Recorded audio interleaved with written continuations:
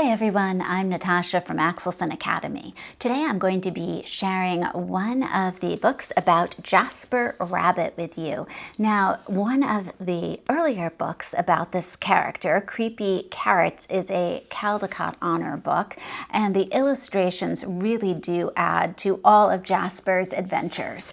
Now, this book, Creepy Pair of Underwear, happens to be one of my favorites, and it's perfect for around Halloween, but you might also enjoy Creepy Carrots. He has a creepy crayon, and I believe his newest book is in Jasper Rabbit's Creepy Tales, Troubling Tonsils. So all sorts of fabulous stories that really have engaging pictures and storylines. Creepy Pair of Underwear. Jasper Rabbit needed new underwear. On Thursday, Mom took him to the underwear store and grabbed the last 3 packages of plain white. But as they headed for the checkout, Jasper spotted them. Creepy underwear, so creepy, so comfy. They were glorious. Mom, can we get these? Jasper pleaded. I think they're a little too creepy, said Mom.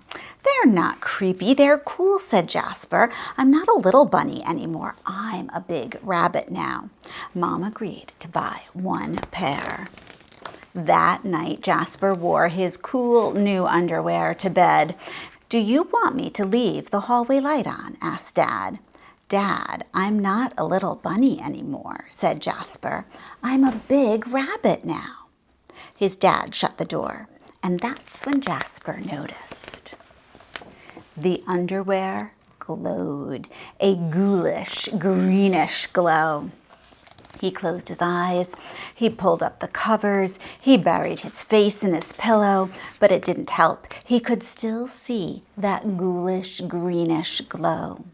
Jasper leaped out of bed and put on a pair of plain white. He stuffed the creepy underwear into the bottom of his laundry hamper.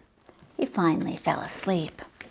But when he got up the next day, he was wearing the creepy underwear. Jasper threw them into the garbage can. He was still a big rabbit. He wasn't scared of anything, but he was done with scary underwear. After school, Jasper was doing his homework when he heard it. A scratchy, scraping sound coming from his dresser. He opened the drawer and they were back staring at him with that ghoulish, greenish glow. He snatched the creepy underwear out of the drawer. He grabbed a big envelope and some stamps. To China. Bye-bye, scary underwear, he said, dropping the package in the mailbox. When he opened the front door the next morning, there they were.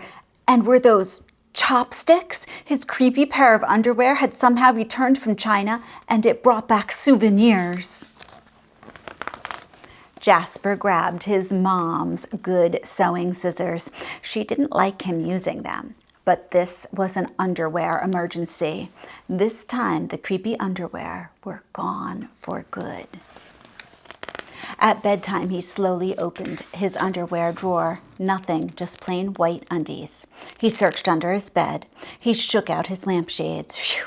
There was no sign of creepy underwear. He went into the bathroom to comb his ears. They were back. What's the matter with you? His mom asked. You're so jittery lately. Nothing, he yelped. A grown rabbit couldn't be terrified of underpants. He seized the underwear. He snagged a shovel from the garage and he rode. He didn't stop pedaling until he reached Creek Hanger Hill. Jasper began to dig. He dug until his hole was dark and deep and 100% underwear proof. He dropped the underwear in. They gleamed from the bottom, that ghoulish, greenish glow, but not for long. When he got home, Jasper crept up to his dresser. They couldn't be in there. There was no way, right?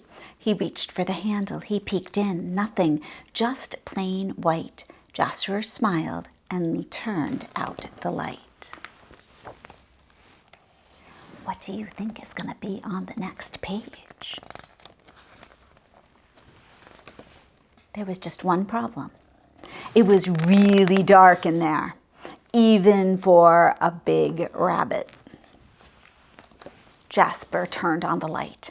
He looked at his non-glowy pair of plain white, and he knew what he had to do.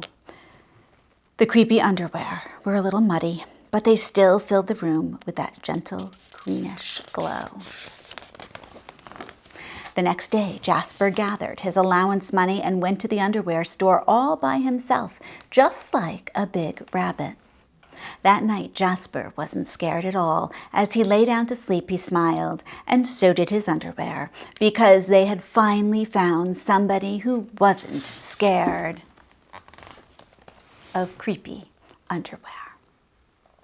And there's Jasper, sound asleep with a smile and all these smiling underwear. Such a fun book, and our author here, Erin Reynolds, does such a delightful job of creating this engaging story with a lot of fun and adding in these great pictures, Caldecott Honor winner Peter Brown.